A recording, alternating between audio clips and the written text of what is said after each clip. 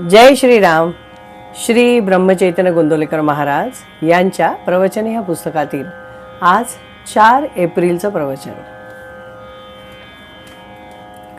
संत कसे असतात.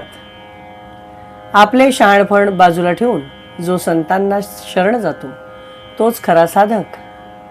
ज्याला सर्व सृष्टी रामरूपच दिसते आणि शिष्यालाही जो रामरूप पाहतो तोच खरा गुरु. सद्गुरू कधीही मिंधेपणाने वागत नाही आणि त्याला भीतीचा लवलेशही नसतो. आपला शिष्य कोणत्या आध्यात्मिक भूमिकेवर आहे हे संतांना कळते. देहबुद्धीचे लोक विषयाचे दास असतात, पण संत मात्र विषयावर मालकी गाजवतात.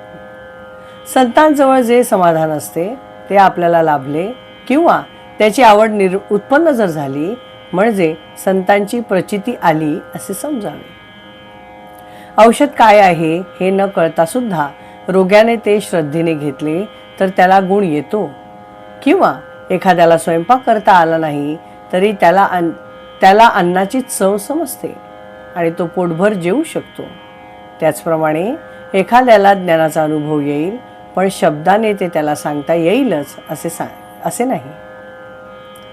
मीठ खारट आहे याचे जसे आपल्याला दुःख होत नाही, त्याचप्रमाणे जगामधल्या लढाया, हाणामाऱ्या, सज्जनांचा छळ, संकटे यांचे संतांना वाईट वाटत नाही. वाईट वाटत नाही याचा अर्थ त्यांना आवडते असा मात्र मुळीच नव्हे.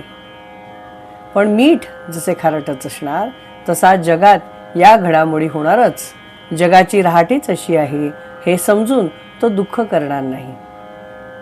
किंबहुना मीठ फार झाले तर खारटपणा जसा सहन होत नाही तसे त्यालाही होईल. इतकेच नव्हे तर त्याचा प्रयत्नही जगातले वाईट कमी करण्याकडेच असेल. विहिरीतल्या बेडकांना जशी समुद्राची कल्पना येत नाही तशी आपल्याला संतांची कल्पना येत नाही. संत हे पाहिल्याने आपल्यासारखेच असतात, परंतु अनुसंधानाच्या मार्गाने ते वर गेले. आपल्याला संत शोधण्याची मुळीच जरुरी नाही. आपली इच्छा बलवत्तर असेल तर संतच आपला शोध करीत आपल्याकडे चालत येतील. आपली भावना कशी आहे इकडे संतांचं लक्ष असते. संत हा गुप्त पोलिसासारखा आहे. तो आपल्यामध्ये आपल्यासारखाच राहतो, पण आपल्याला ओळखता येत नाही. संत स्वतःच्या शरीरात काय चालले आहे, संताला स्वतःच्या शरीरात काय चालले आहे हे सर्व दिसते, म्हणून तो